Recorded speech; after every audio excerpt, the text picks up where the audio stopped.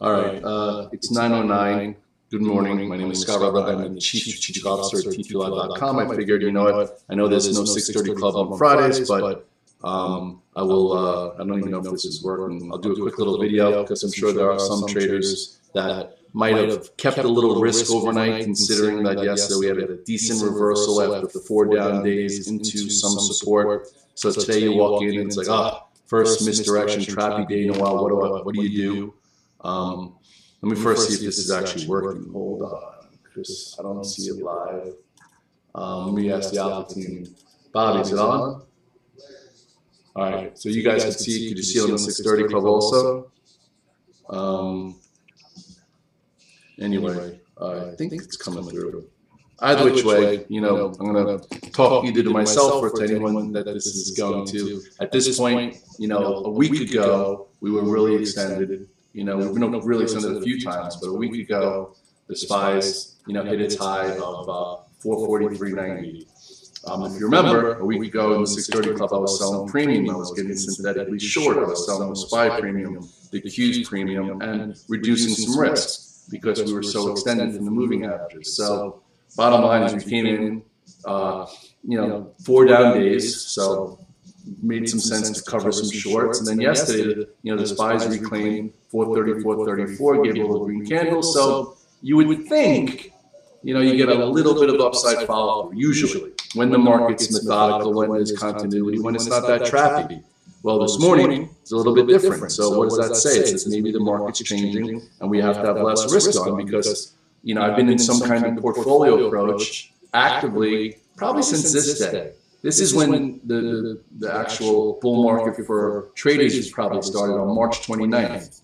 The TV and the talking heads started talking about the bull market happening here when the SPYs were 20% off the lows. By that point, we were in it for 3 months. So usually by the time everyone starts talking about it, it changes. And now everyone's like, oh, now it's a shallow pull, healthy pulling.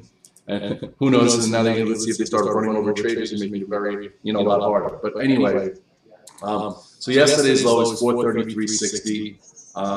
The SPYs are kind of right around there playing with it. So we'll see how that goes.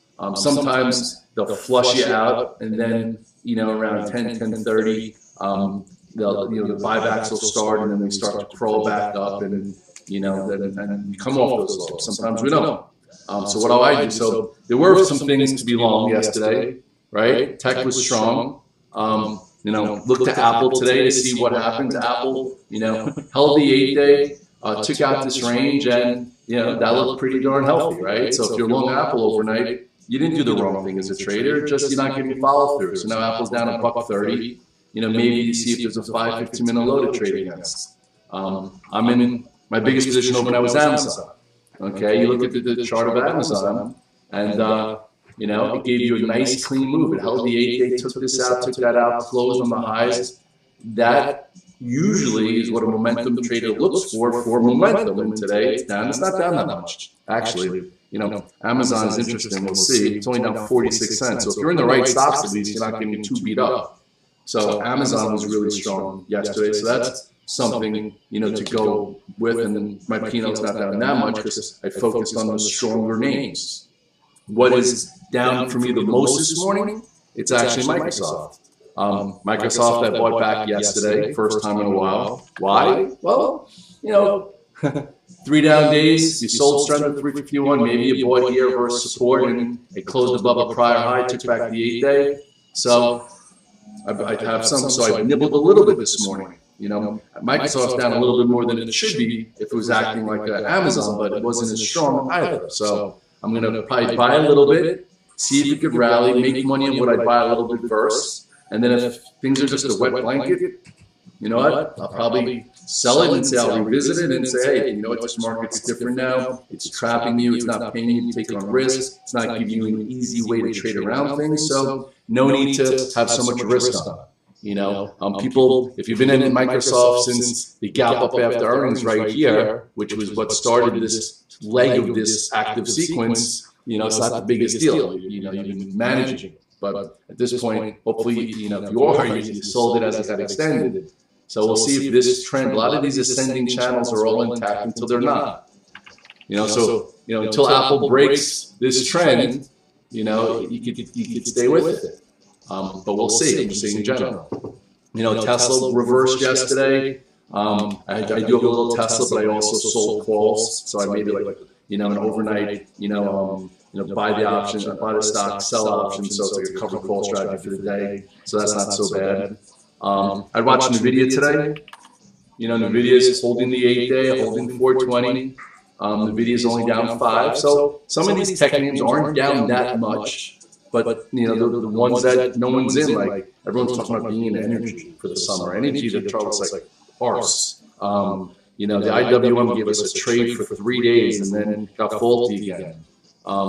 So KRE, right? KRE actually had puts on, which I told you guys about last week. I said if we're going to be higher for longer with rates, you might get a few more regional bank blowups.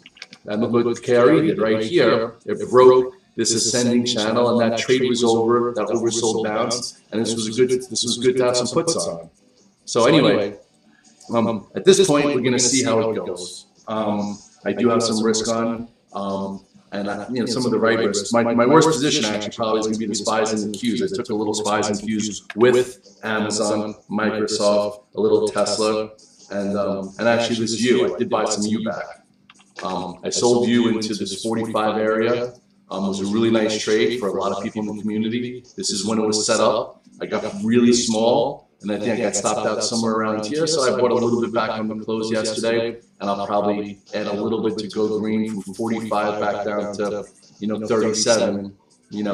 It's a nice area. So we'll see. Sometimes when it ends, it ends. So there are certain stocks like that. Like I'm not in AI. AI, give us a really nice trade. Remember, this was into earnings. We bought it back. Nice bull flag breakout. Last Friday was the first to go red, so we sold out. I didn't go back to that. So maybe this morning, right now AI is at 36-ish. So maybe into this area, 1, 2, 3, in the fourth down day, it can go from red to green for a trade. Anyway, so take today slow. If you're in some things that you just feels like, it's not going to go back up, the reason why you're in the trade changes, just get out of it. Okay, you lose a little bit of money, but don't get stuck. A lot of traders during, not saying we're going to be in another active sequence to the downside, when we start one, they get stuck and they just keep cost averaging and cost averaging it, and they wind up losing way more than they need to.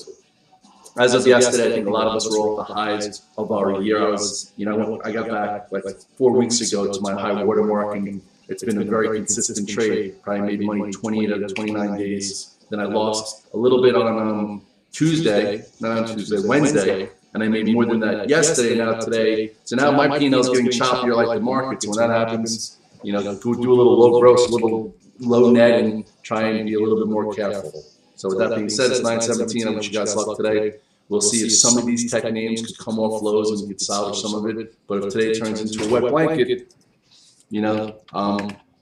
spies have room. Spies have room down to, has a lot of room wherever it wants. It could go wherever it wants. As of now, if it can't reclaim this 433.60-ish area, the 21 days right there. Okay, so just know that anything could always happen. Just make sure you quantify your risk and do what you can handle. And listen, losses happen. Misdirection happens. Get over it, move on, and then just figure out what you did right, what you did wrong. This is like an 11 versus a 6 in blackjack. The hand yesterday. What do? You double down for a face card, and sometimes you get the face card, and if you don't, maybe the deal still busts with his 6. And you don't get a face card, and he turns over a 16, and you're hoping it busts where like you could salvage it, and then he gets a 4 and takes all your money. We'll see how that goes today. Anyway, I hate gambling analogies. I'm just saying it was a good setup. A high probability to take a few things. After having risk down all week, it happens. Get over it and just get some rest this weekend. And actually, we have a lot to do before that. I'll try and check in around 11:30, but it'll be a busy morning for me. Later, guys.